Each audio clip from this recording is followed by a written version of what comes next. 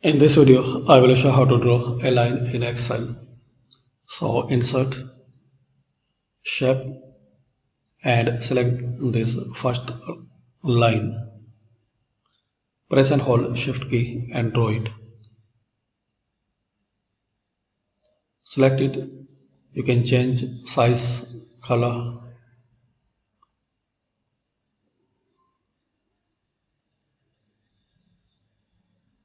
You can apply the effect.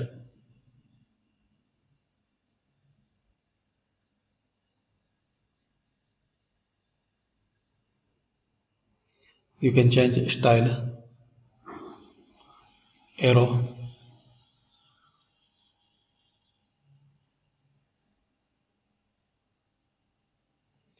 So this is the way you can insert and add line in Excel.